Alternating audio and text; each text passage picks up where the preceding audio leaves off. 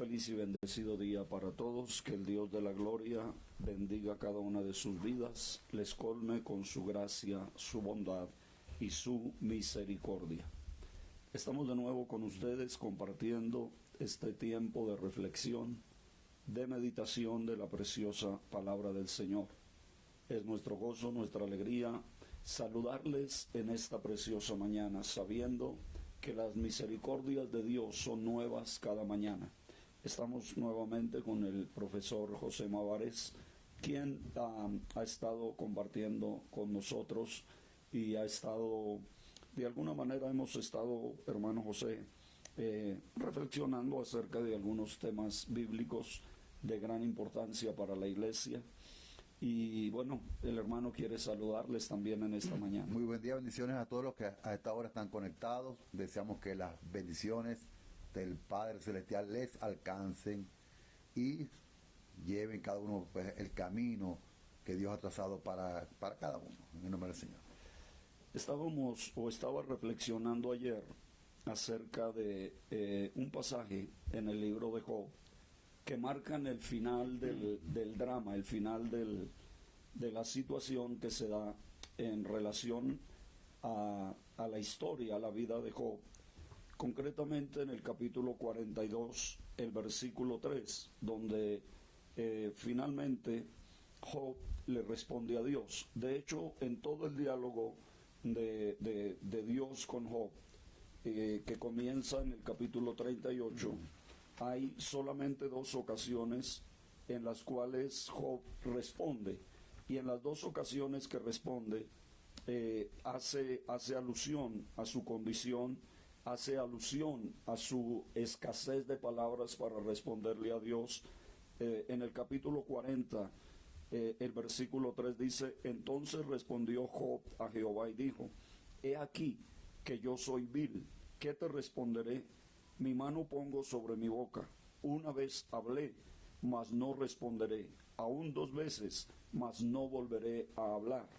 Y la segunda ocasión en la cual Job trata de dar alguna respuesta ante todo lo que Dios le está hablando y le está diciendo, la encontramos en el capítulo 42 y en el versículo 2 y 3. Dice: yo conozco que todo lo puedes y que no hay pensamiento que se esconda de ti. ¿Quién es el que oscurece el consejo sin entendimiento? Por tanto, yo hablaba lo que no entendía, cosas demasiado maravillosas para mí que yo no comprendía. Al encontrarse con Dios, alguna persona, quien quiera que sea, realmente ha de quedar maravillado. Ha de quedar maravillado por la grandeza de Dios. Ha de quedar maravillado por la magnificencia del Dios de los cielos. Pero también ha de quedar maravillado, hermano José, por aquellas cosas que Dios suele hacer, que no estaban en el plan, que no estaban en la mente, que no estaban en el proyecto de esa persona. Y eso es lo que de repente Job se da cuenta ahora. Él estaba pensando en un Dios más o menos igual a él quizá, pero se encuentra con un Dios que está más allá de lo que Job podía pensar o podía tal vez visualizar. Sí, de verdad que el libro de Job tiene unas particularidades únicas en la Biblia, ¿no? De hecho, el lenguaje, la forma redaccional de los 42 capítulos pertenece evidentemente al periodo patriarcal. Ya sabemos que a Job lo ubicamos en ese periodo patriarcal, anterior al Pentateuco, aunque la escritura del libro fue post-babilónica. Y esto lo sabemos porque se menciona a Satanás. Y Israel comenzó a conocer a Satanás como Satanás después de Babilonia. ¿Okay? Este es un aspecto técnico allí.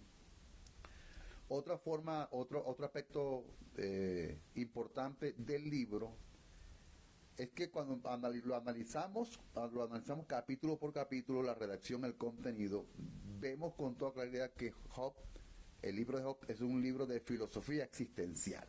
¿Okay? Y la filosofía tiene que ver con el pensamiento, con el criterio. ¿Okay?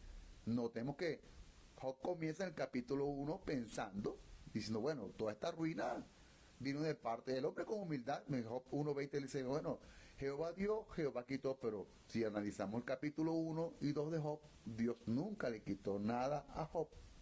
De hecho, no fue Dios quien tomó la iniciativa de buscar al diablo para que lo arruinara.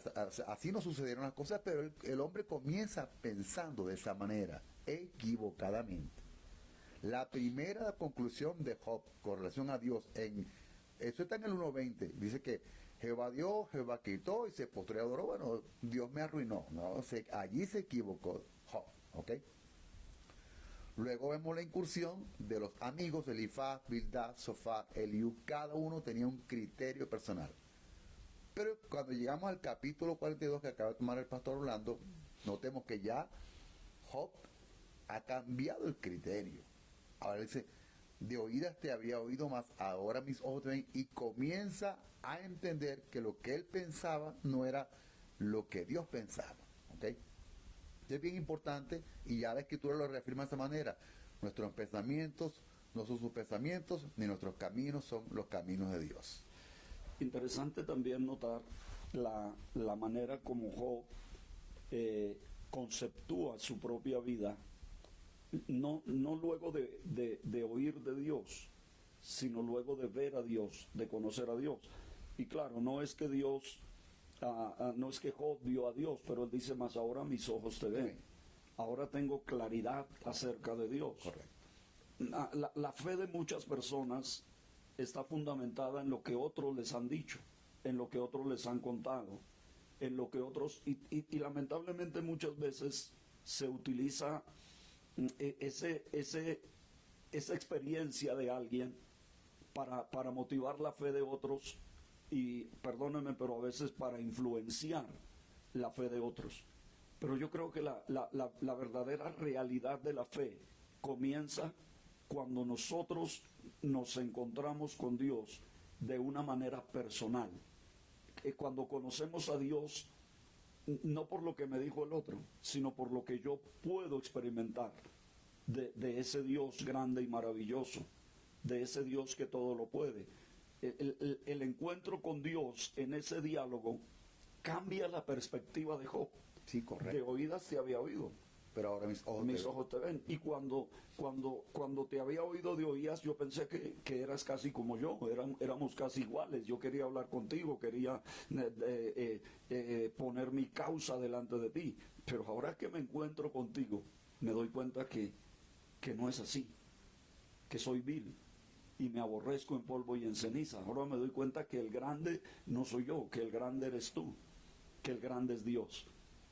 La gente necesita tener ese encuentro con Dios. Sí, la revelación. En la Biblia, cada vez que Dios se le reveló a alguien, transformó su vida. ¿Okay? Y Job, repito, es un caso particular. Basta con que usted lea detenidamente el capítulo 1 y 2. El criterio de Job comienza equivocado, endosándole a Dios una responsabilidad que no tiene, y dice, bueno, Dios me quitó esto. Y llama poderosamente la atención el hecho, pastor, de que Job era Dios da testimonio, mira, no hay otro como él en la tierra, ¿ok? En el plano de la integridad y bueno, y hasta de las riquezas, ¿ok? Pero este hombre dice que todos los días afligía todos los días y ofrecía sacrificios por si quizá sus hijos hubiesen pecado. Entonces imagínense una vida de angustia, pues ¿quién puede vivir de esa manera, pastor? ¿Ve? Todos los días una preocupación que si mis hijos pecaron. Un hombre de una buena posición social, de una buena posición económica, un hombre de integridad, pero no tenía paz. No tenía paz. Su esquema mental no le dejaba descansar porque, bueno, preocupado todos los días y ofrecía sacrificio. Al final, ¿qué sucedió? Cuando ya se expresa el relato del capítulo 1 y 2 y le llega la noticia de la muerte de los hijos, el hombre dice, bueno, lo que temía, eso me vino. Noten, ¿okay? Que ya ahora él comienza a romperse el paradigma que él tiene acerca de Dios. Dice, bueno, yo le ofrezco sacrificio a Dios para que no pasara esto, y pasó. Y ahí comienza Job a quebrarse y a empezar a entender que Dios no era lo que él pensaba que era. Y es a través de todo este proceso cuando al final Job termina admitiendo, de oídas te había, yo lo que tenía eran nociones tuyas. Es lo que Job no sabemos, y lo compartía con el pastor antes de comenzar la grabación. No tenemos ni remota idea de qué edad tenía Job, cuánto tiempo pasó en esto, pero que el hombre al final se quiebre y diga, admita, no, yo lo que tenía eran nociones acerca de Dios. Mientras no tengamos una experiencia personal y directa con el Dios de los cielos, simplemente vamos a tener una noción acerca de él. En la Biblia, cada vez que Dios se reveló a alguien, la vida fue, Dios se le reveló a Job y el hombre termina admitiendo, de oídas te había oído, ahora entiendo, ahora mis ojos te ven. Dios se le reveló a un pagano en Ur de los Caldeos llamado Abraham, y ya vemos en qué lo convirtió. Dios se le reveló a un prófugo de la justicia egipcia en las montañas de Madián llamado Moisés, y ya vemos lo que Dios hizo con Moisés.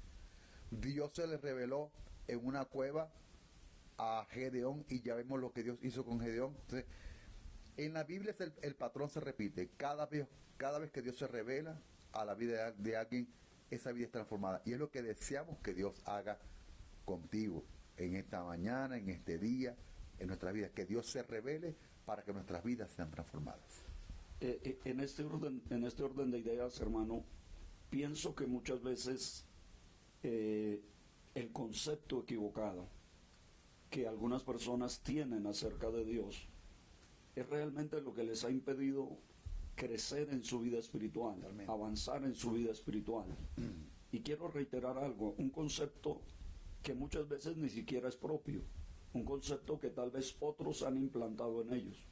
Es que Dios tiene que hacer esto, es que Dios tiene que moverse así, es que Dios es así, es que Dios...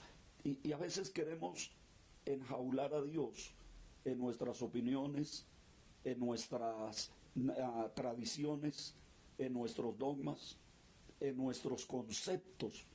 Y cuando de repente Dios hace algo que se sale del esquema que hemos creado nosotros, entonces nos aterramos, nos asombramos. De repente Dios levanta a alguien que no esperábamos que Dios levantara. De repente Dios se mueve en algo que no esperábamos que se moviera. Ahorita se está promocionando a través de las redes, se está dando a conocer a través de las redes algo que está sucediendo en una universidad de los Estados Unidos. Un grupo de profesores y alumnos de esa universidad decidieron orar antes de iniciar alguna actividad que iba a hacer la universidad. Alguien decidió orar. El asunto es que ese momento de oración ya van más de casi 200 horas de personas allí en esa universidad orando. ¿Sabe qué es lo interesante que leí acerca de eso? No hay un líder, no hay una misión, no hay una organización, no hay un dogma, no hay una tradición. Y se está moviendo Dios allí. Y ahí va la gente y siguen orando y siguen clamando y siguen... Eso nos lleva a pensar en la necesidad que tenemos de dejar que Dios obre como Dios y no encasillar a Dios a que obre como un humano, como un hombre más. Que dejemos que Dios actúe, que dejemos que Dios se glorifique. Y tal vez es lo que Dios quería mostrarle a Job. Me llama la atención también que Dios nunca cambió su concepto que tenía de Job. El concepto que Dios tuvo de Job, que no había otro como él, permaneció. En el diálogo de Dios con Job, Dios no le echa en cara a Job nada. Sencillamente le hacen ver su grandeza, su poder, su magnificencia. Así es. De hecho, en el capítulo 38, Dios le hace una pregunta crucial a Job. Le pregunta a Job, ¿dónde estabas tú cuando yo fundaba la tierra? Nada más y nada menos. Pregunta. Muchas veces en mis clases, en mi núcleo teológico, le he preguntado a los estudiantes, ¿dónde estaba Dios antes de Génesis 1.1? La pregunta es buena, ¿verdad? Porque si la Biblia dice en Génesis 1.1 que en el principio creó Dios los cielos y la tierra, nuestro concepto es que Dios vive en los cielos. Ese es nuestro concepto hoy, y de hecho, así lo encontramos en la Biblia, ¿no? Como dice Isaías 66.1, el cielo es mi trono y la tierra el estrado de mis pies. Perfecto. Pero ¿qué tal si nos preguntamos dónde vivía Dios antes de Génesis 1.1? Esa pregunta no es mía, esa pregunta se le hizo Dios a Job. Job, ¿dónde vivías tú? ¿Dónde estabas tú cuando yo estaba fundando la tierra? Noten que a lo largo de todo el libro Dios va quebrando los paradigmas. Y aparecen unos personajes con unos paradigmas terribles. Elifaz, Bildad, Sofar, Eliú. Le comentaba al pastor que bueno, el caso de Elifaz tremendo. Elifaz, Job tenía su criterio, pero Elifaz también tenía el de él. Elifaz dijo, bueno, en las visiones nocturnas, en los sueños de la noche, yo vi que un espanto pasó delante de mí y se me paró el pelo, dijo el hombre, y le dijo la conclusión, Job, ven acá, tú estás en pecado, chico. ¿Sobre qué basó Elifaz su sentencia? Bueno, que es una experiencia personal de un sueño que él tuvo, ¿okay? Luego vino el otro y dijo, bueno, si tú de mañana buscares a Dios y orar, lo que le faltó fue 5 Padres Nuestros, 6 Ave María, 3 velitas. El otro llegó y dijo, somos de ayer. Note que es un libro de criterios. Y al final Dios quebró el criterio de todos. Porque bien lo acaba de expresar el pastor Orlando. Muchas veces lo que nos separa de Dios y lo que nos separa del propósito y del diseño que Dios tiene para nuestra vida es nuestro propio criterio, nuestros propios dogmas. Y Dios tiene su manera de quebrarlo. Me gusta la versatilidad bíblica, la forma en la que Dios opera. A José, Dios lo sacó del palacio y lo lanzó al monte. A Moisés se lo sacó al monte y lo lanzó al palacio. ¿Okay? Entonces son simplemente procesos y a través de los procesos Dios se va manifestando en nuestra vida. Ahora, hay un detalle importante que quiero resaltar y destacar. Una cosa es la experiencia y otra cosa es la vivencia. ¿Okay? No sé qué experiencia había tenido Job inicialmente con Dios, que lo llevó, bueno, voy a ofrecer sacrificio a este Dios, porque yo creo que si ofrezco sacrificio, lo voy a tener quietecito ahí, voy a pagar un seguro. Él estaba pagando una especie de seguro con los sacrificios. ¿Ok?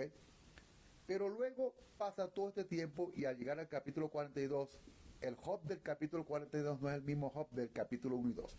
El Job del capítulo 1 y 2 es el Job de la experiencia, el Job del capítulo 42 es el Job de la vivencia. ¿Qué les quiero decir en resumen?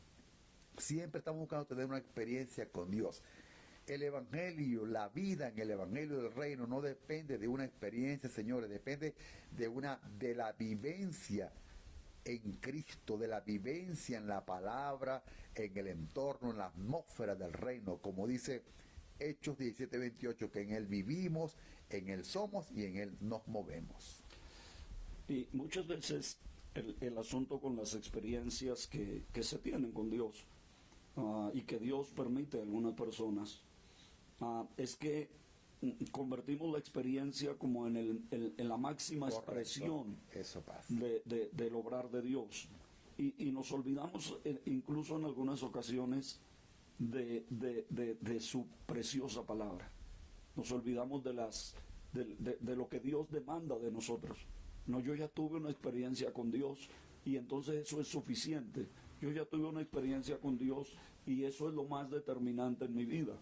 Tanto así que podemos conseguir CDs, podemos conseguir memorias con experiencias de personas que fueron al infierno, que fueron al cielo, pero que hoy incluso están apartados de Dios, claro, que hoy incluso están lejos de Dios, que hoy incluso ni siquiera tienen un buen testimonio, que incluso cosas que ellos dijeron en ese momento cuando tuvieron la experiencia, hoy ni siquiera las viven ni les dan importancia.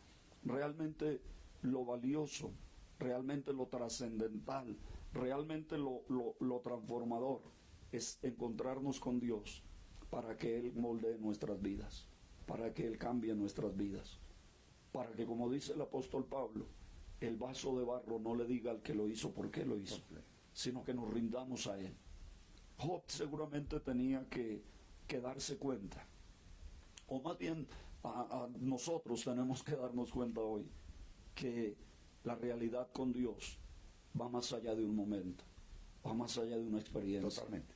Encontrarme con Dios no es para hacer un monumento a ese instante, es para hacer de mi vida ese monumento que le muestre al mundo que realmente Dios estuvo conmigo, para que el mundo pueda decir, como decían de los discípulos de Cristo, les reconocían que habían estado con Jesús. Hoy hay mucha gente que habla de que se encontró con Dios, de que tuvo un encuentro con Dios, pero en su vivencia no se evidencia por ninguna parte ese dicho encuentro que tuvieron con Dios.